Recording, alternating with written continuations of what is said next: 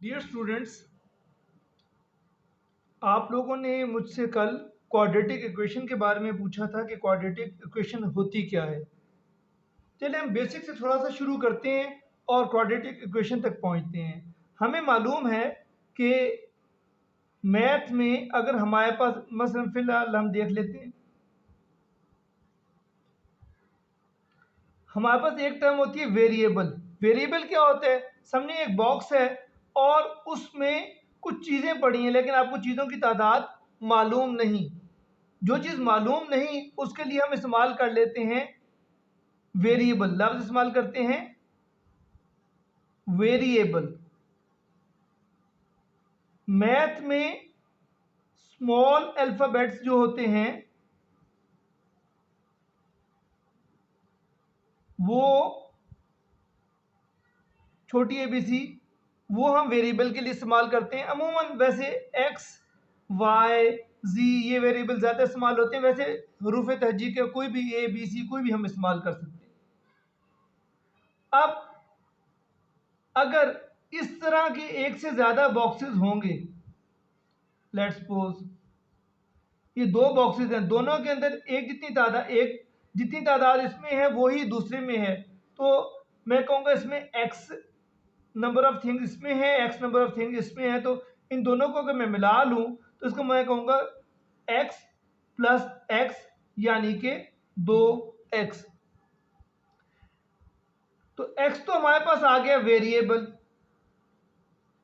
और 2 हमारे पास कहलाएगा कोफिशिएंट्स।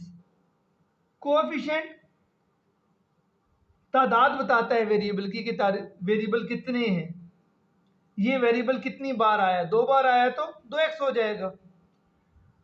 बाज़ का हमारे पास ऐसे होता है कि लेट्स सपोज एक रेक्टेंगल है, उसकी एक साइड है 4, दूसरी साइड मुझे मालूम नहीं, और मुझे कहा जाए कि इसका एरिया मालूम करना है, तो एरिया मुझे पता है लेंथ इंटू विड्थ होता है, तो मैं कहूँगा 4 ज़रब x यानी 4x। अब अगर एक स्क्वायर है, स्क्वायर में चारों साइडें बराबर होती हैं, ये भी x और ये भी x, तो उस सूरत में क्या होगा? एरिया x इंटू एक्स यानी कि x स्क्वायर। तो ये 2x स्क्वायर, 3x, 3xy, ये सब कहलाती हैं टर्म्स। ये क्या कहलाती हैं? Algebraic terms. इन टर्म्स को अगर हम आपस में प्लस माइनस करके लिख दें, मसलन अगर मैं लिखूं 2x स्क्वायर प्लस 4x, तो ये आपस में प्लस या माइनस भी हो सकता है। अगर मैं लिखूं 2x स्क्वायर माइनस 4x, इस तरह कुछ भी हो सकता है। तो अगर मैं इस तरह करके लिखूंगा तो ये कहलाता है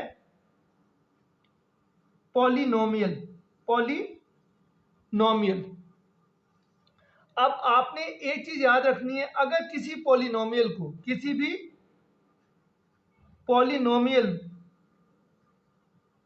को के आगे मैं इक्वल लगाकर किसी चीज की इक्वल कर दूं, मसलन मैं 0 की इक्वल कर देता हूं, तो ये बन जाएगा अलजेब्रिक इक्वेशन। मसलन 4x square plus 3x is equal to 0, तो ये बन गई अलजेब्रिक इक्वेशन। यानी अलजेब्रिक टर्म्स को हमने आपस में प्लस या माइनस किया और उसको किसी रकम की इक्वल कर दिया।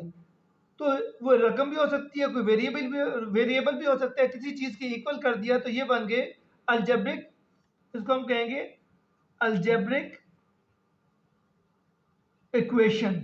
इक्वेशन इक्वल से, यानी इसके अंदर इक्वल का निशान इस्तेमाल हो रहा है तो इक्वल आ जाएगा। अब इसके बाद हम देखते हैं कि अगर हमें इक्वेशन समझ आ चुकी तो अलजेब्रिक इक्वेशन से आगे क्वाड्रेटिक इक्वेशन क्या होती है, पहले हम उसकी तारीफ देख लेते हैं फिर उसको समझते हैं।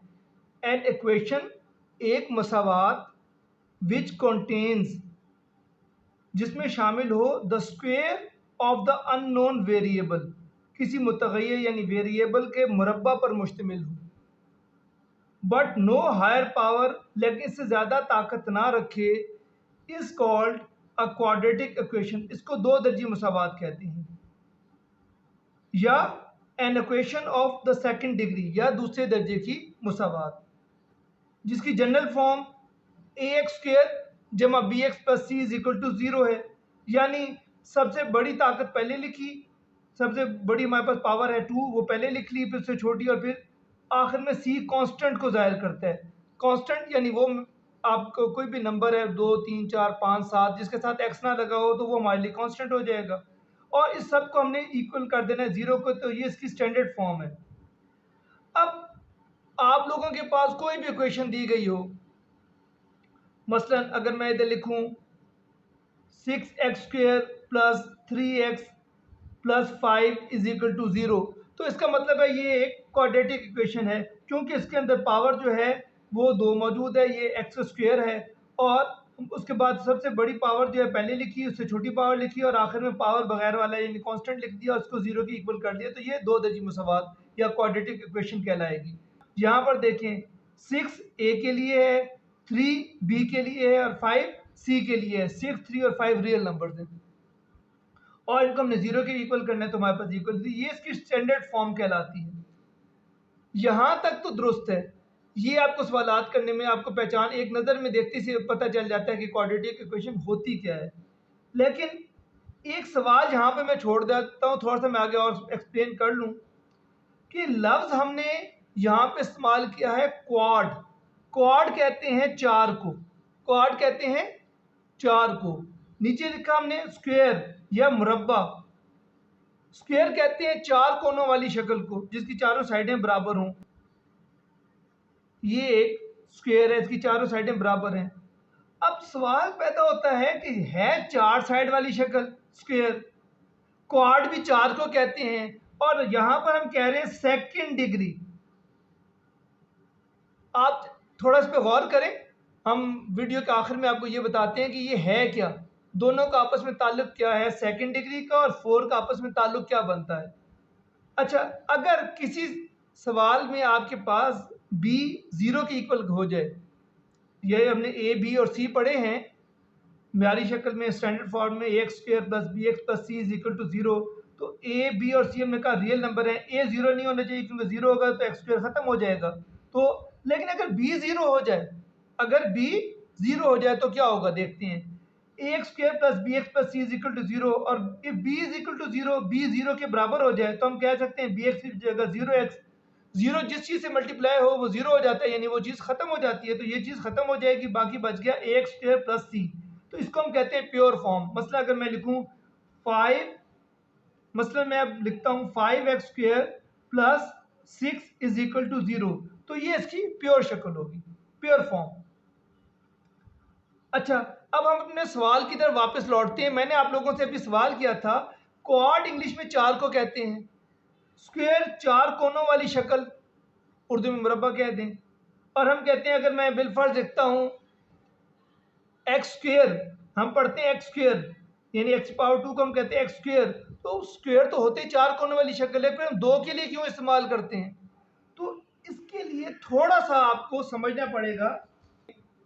लातीनी ज़बान लैटिन लैंग्वेज में क्वाड, क्वाड से बना क्वाड्रेट, क्वाड्रेट कहते हैं स्क्वायर को, क्वाड्रेट का मतलब है स्क्वायर।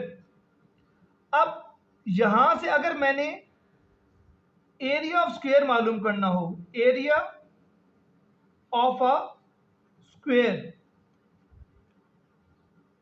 तो उसको कहते हैं क्वाड्रेचर। 2 डायमेंशन बनती हैं, एक हमारे पास लेंथ आ गई, एक इसकी विड्थ आ गई, तो लेंथ इंटू विड्थ करते हैं तो हमारे पास एरिया आ जाता है। और ये 2 डायमेंशंस पर मुश्तमिल है। डायमेंशंस कितनी है, 2।